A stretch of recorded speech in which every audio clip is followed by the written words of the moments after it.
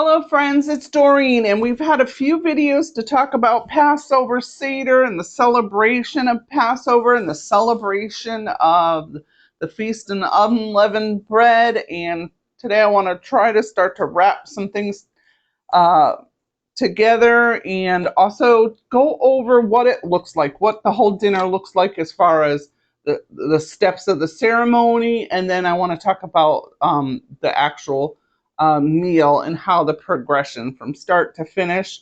And I'll give you some dinner appetizer type of ideas. And hopefully you caught my video that I've already posted on making the haroset. That's the apple condiment that we have represent the mortar. So I hope you caught that. If you didn't, I'll try to link this video. If not, I'm just reminding you. So you can catch that whole video on how to make it. It was turned out very tasty. So let's go over the order of service. So when you're having a Passover, you're going to set your table for how many guests you have, and you can do it a couple of different ways. Now, you always are going to start with the Seder plate, and when you set up your Seder plate, if you haven't seen any of my previous videos, it has on here each element that you are going to use in your Passover Seder. It's a roasted egg, some bitter herbs, it's parsley, some lettuce, we've got some horseradish, we have the haroset, which represents the bitterness of toil that the Israelites had when they were in slavery to the Egyptians and their government. And then the lamb shank, which represents the lamb sacrifice. The blood of the lamb was applied to the doorpost so that the death angel would pass over and they would not die, because every firstborn of animal or human, when the death angel passed, there was death, and when they had the blood applied, was so they were safe. So this is the Seder plate. You are not going to eat off of that. That's a ceremonial plate. So you can have that in the middle of your table. A lot of times that's what we do. And then each person will have a dinner plate already set up. You're going to do like a formal dining. And then there's different ways you can do it. You can have a platter with all these items, except for everyone doesn't need a lamb shank on their plate. Let me make that clear. But there's different ways to do it. So a lot of ways how I've done it when I do it in my home, I'll set a table setting, place setting for everyone, and I'll put some basic things on their plate. I will generally put some of the bitter herbs. I'll put some parsley and a little bit of lettuce and on their plate, and I will also put an egg on everyone's plate. You can put those all on people's plate. Another idea is what I've done is I will have the matzahs on a separate plate. You can put a matzah on everyone's plate also. That part doesn't matter so much, but so that's the order of it. You would preset if you for each individual person, preset some basic things on there. Every person should have a glass for their grape juice or wine. And what I typically do is I'll fill up a decanter or a pitcher, so that because we are going to be drinking about 4 cups of grape juice, and you'll need that for drinking and for when we commemorate the plagues that were over Egypt. When God judged Egypt, you will be dipping your finger in there and putting little drops on your plate, representing the 10 plagues. So another thing you will need, which I didn't put on here, and I think I had out on one of my other videos, you'll have a couple of little bowls on the table of water, and you'll add about a teaspoon of salt, half a teaspoon of salt, depending on how many people. So I generally have like 7 or 8 people. So I just do 2 bowls, one on one half of the table, one on the other, but a half a teaspoon of salt and, like a half a cup, not even a half a cup, like a quarter of a cup of water. So it'll be pretty salty, but it's to remind us of the tears. You'll need that on your table. You will, you won't have your pre-dinner things. Everything starts out with just the ceremonial part of the dinner, which is um, uh, the Passover dinner, and then we'll go to a regular dinner. So the leader will lead you through, and let me go over the list of some of the things that through the ceremonial part of Passover.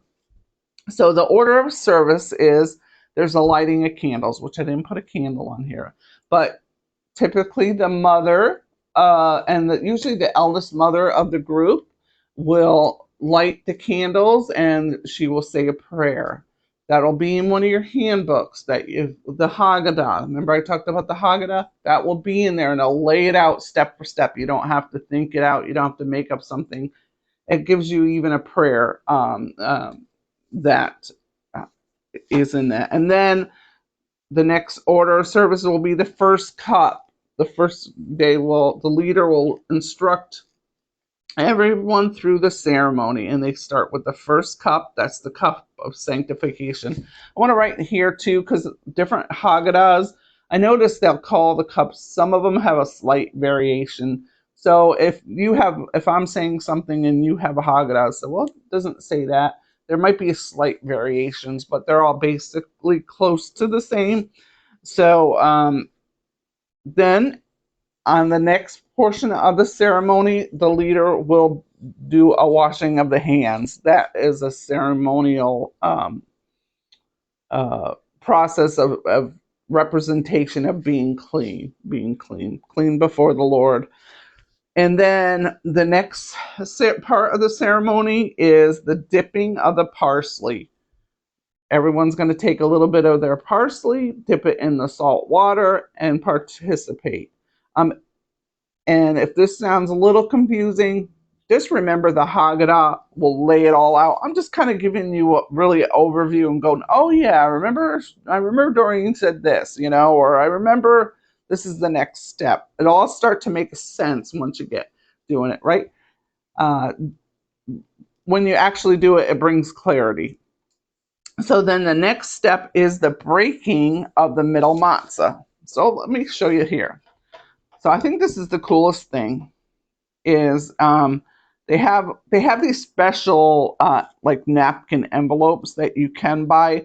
I'm sure many Jewish homes have them. One day I will invest in it, but I use 3 napkins, and you certainly can do that. And you're going to take 3 matzahs, as you can see, and you just layer. You're going to layer. I put it on a plate. We use it as the presentation in here, and you're just going to put the napkins in here, 3 napkins, or I think it's 4 napkins, and it represents, I think for the Christian, it represents Father, Son, and the Holy Spirit. But on this step, the middle matzah is broken. I don't like the middle of time, right? The middle Jesus one, and it's broken. Sound familiar? And that middle matzah, at that point, the leader takes it and wraps it. Sound familiar? Jesus, he died, and he was wrapped in grave clothes and put in a grave. And then the leader will hide this somewhere, and then later it will be hunted for. And we'll talk about that a little bit. But here too, I love to point out that the so points to Jesus, right? For Christians, we can really see it. He was wrapped in grave clothes, and then he rose from the dead. So let's just set this all aside for now. So that's the next step. Once you read that Haggadah, you're going to go, okay, I totally get where you're going.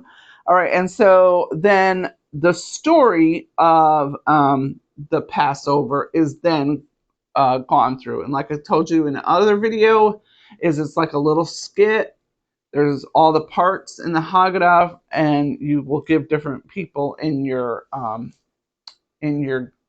guests. You will have different guest members recite part of the, and it's really helpful if everyone has a Haggadah, because then you can follow along, or you can have maybe one Haggadah per two people, and they can switch back and forth. But yeah, so then the story of Passover is recited through skit, and it's a lot of fun. The kids like to participate. And then the second cup will be partake of the second cup, and that is where the cup of plagues. And remember, I told you the leader will go through and read out each plague, and when they'll say, flies, you'll dip your finger in, and then you'll put a drop on your plate. I should have put a regular plate here. But so that's the next step. It's a very everyone participates. It just kind of brings all your senses into it. I like it. So then the next step is the lamb shank bone. They will there'll be some comments concerning that. Then there's a second washing of hands. We sometimes will have just a bowl of water and a towel right on our table. I have that always placed by where the leader is. So a small bowl of water and a little hand towel. And then the next in order would be eating of the bitter herbs again. I believe on this bitter herbs, that's when we would eat the horseradish. And there's a little bit of discussion around that. And then they take part of their matzah and they will eat the bitter herbs with the haroset, the apple condiment. So it's the bitter and the sweet. They were in bondage, they're coming out. The next is the roasted egg. And then the next order of service is the Passover supper. So let me go over a little bit of a Passover supper. So that's when you would eat your regular meal. It's like that part of the ceremony is on pause, and then we just have a regular dinner. Now, there's lots of things you can serve. This isn't like set in stone. You probably wouldn't want pork, right? Because even though we're not bound by the Jewish law right now, you still want to honor that day. So I don't serve pork, but a lot of Jewish people will serve beef brisket, and they make it in a lot of different ways. And many years, that's what I have done, is a beef brisket. I have done leg of lamb, which that would commemorate the first Passover. They roasted a lamb, but lamb is pretty expensive. So if you're feeding a lot of people, then kind of costly. Some people cook a whole full roasted chicken. You could do that. So that's your main dish. So let me just go over some ideas that I had for you. Yeah. So for appetizers, if you want to think about spreading appetizers, and usually I will have these things already on the table, even though it depends. If I have my grandkids, I might not put all those, because they'll want to eat all the appetizers before we start the ceremony. So, but it sometimes can be the process. I was reading up on it. Some people, the ceremony part is only like 20 minutes, and the whole thing is like an hour and a half, and it probably should be that. And I've done it in churches, and we pretty much keep within the 2-hour time frame. But when I've done it at home, it just always seems to go longer for me. But kind of reading up on it again the other night. I'm like, you know what? I need to speed it up a little bit because I know one of the years we kind of went long and poor the kids, poor grandkids, they were really hungry. So you can just, so I'm saying all that to say you use your judgment of whether you want to put your appetizers on the table. Beforehand, but I've been in settings where, like, especially at churches, one particular church we went to in Texas, Prince of Peace, they always had these nice round tables. There was seated like 6 to 8 people, and they had everything all spread on there, and it looked superb. They would have platters of fresh fruit and fresh vegetables, bowls of fresh olives, and they might have dried apricots and roasted nuts. So those are some ideas of appetizers. I like it to look kind of Mediterranean, and I kind of followed after that. They gave me some great ideas there.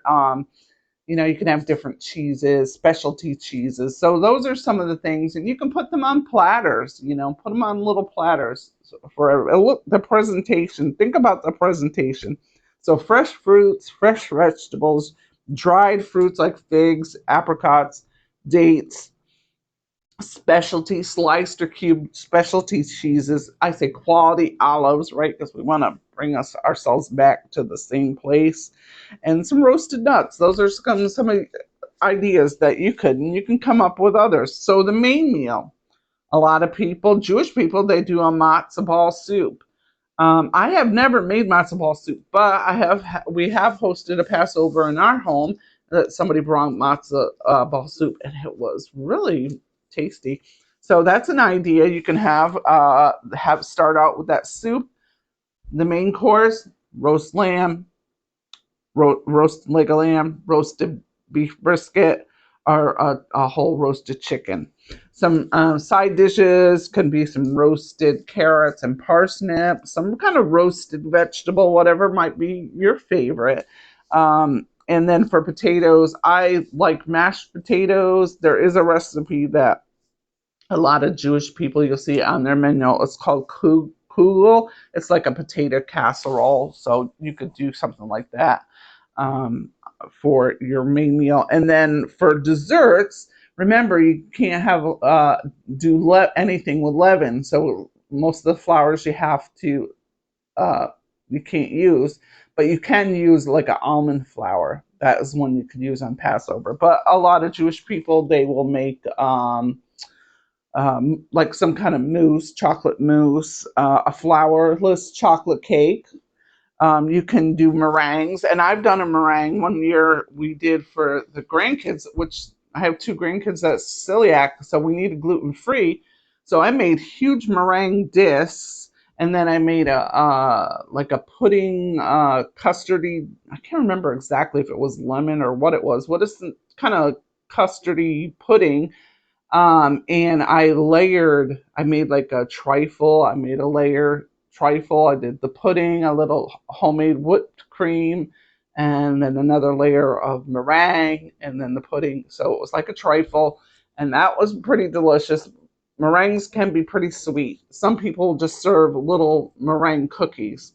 Macaroons, coconut macaroons is something you can serve for your dessert.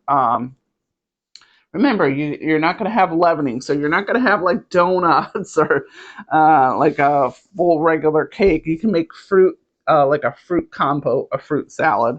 So those are some of your some ideas for your main meal. So you're going to go ahead and have that main meal, have your main meal, but serve the main meal after the ceremony. Don't serve the dessert yet because there is a little bit of order. Let me go back to my little. Oh, here's my order. Okay, so then you have the meal. Then there's the eating of the ofikamen. Remember that hidden matzah that we had?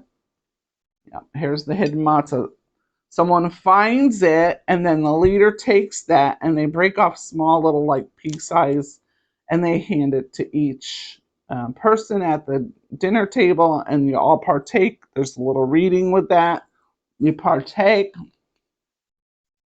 and then you go on to the third Oh, I think that's when they have their dessert, which I didn't write it here. But usually have dessert after the eating of the fecum. And then the third cup, which represents the cup of redemption. And then there's what's called Elijah's cup, which I didn't explain in the other. But Elijah, they were all waiting for the prophet Elijah. And so they would always put a place setting at the table. Every Jewish home still does this. They put a place setting for Elijah the prophet. And they will, in part of the skit, one of the kids will go to the door. They'll say, they think maybe they hear somebody at the door, and they'll go to the door and they'll open the door saying, nope, Elijah's not here, maybe next year. That's part of the ceremony, part of the ritual. But we know Jesus has come. So anyway, and then the fourth cup is the cup of praise. So that wraps up your whole ceremony. They end the ceremony with praise and thanksgiving. A lot of times that's when they'll sing a song, and they'll say, let us meet again if in Israel, next time in Israel. We'll meet next year in Israel. So that is the whole, oh, I can't put that away. That is the whole ceremony, kind of how it looks like. It might be a little confusing if you've never actually done it, but you get the gist. Like I said, getting one of those books for references that will make it so much clearer to you. But I just wanted to give you an idea. Hopefully that's enough for you to feel like you can run with that. And let me go over the list. I probably will just mention this quickly, and then I will try to put it in the comments below in the description. So in your Passover meal, then not the meal, but the ceremonial part, this is some of the things this is a list of stuff you're going to need. This is for serving about 8 to 10 people. You'll need one large bunch of parsley. You'll need one head or bunch of lettuce. You'll need one jar of horseradish. I use the cream kind. That's not the extra hot. You'll need 1 dozen of eggs for roasting or boiling, 2 to 3 bottles of grape juice or wine or a little bit of both. Remember, if you have littles, you're not going to want to give them wine. You'll need 4 large sweet apples. It can be a variety of different ones that you have, but you want to pick sweet apples. About a half a cup to 1 cup of toasted walnuts. You'll need 3/4 cup of raisins. You can pick the regular or golden. You'll need a lemon for some lemon juice. You'll need some ground cinnamon. You'll need for one of our recipes for the haroset, you're going to need a few tablespoons of your grape juice or your red sweet wine. You're just going to use that of what you've already bought. You'll need you need a good a little more than a 1/4 cup of raw organic honey. That's what I recommend. It tastes the best. You'll need 2 boxes of matzah. The matzah boxes, they hold about 8 to 10 sheets. So I like to buy 2 usually we have about 7 or 8. And because sometimes when they're in there, that might be broken. So having 2, because when I put it on my plate, I like to make sure they're not broken already. So you'll need 2 boxes, and you will need some kosher salt. You need a lamb shank. I said you can buy lamb shanks. Usually you can get 2 lamb shanks, like 2 in a pack, or sometimes it's just 1. And oh my gosh, lamb shank, the meat on there tastes great. I usually roast that, and then I will save my bones as long as I can. So after I've cooked that lamb shank and taken the meat off, I will boil the lamb shank so I can get all the extra cartilage. You can't always get everything off, and then I put it in the freezer. I wrap it well in a freezer bag and put it in the freezer and use it for next year. And then if it looks too ratty, usually it keeps pretty good in the freezer, I will just buy a new one. And you can do that every year too. It's just extra work, and I've done so many Passovers that's how I do it. And then you'll need for the treat for the ofikamen, you will need some candy or some coins. And so that's pretty much the whole list. Like I said, I'm not going to give you, I've already gone over what your menu, you'll pick your ingredients by what you're making. So, and like I said, I'll put this the in the comments. I'll put the list of ingredients here. So I hope this inspires you to do your first Passover. Let me know if you like these videos, if they were helpful for you. If I was lacking something that you had, if you had some questions about something that I didn't cover, please put in the comments. I'll get back to you as soon as I can. And I love sharing with you, and I hope you get to host this year. So shalom, peace out, and we'll talk to you next time.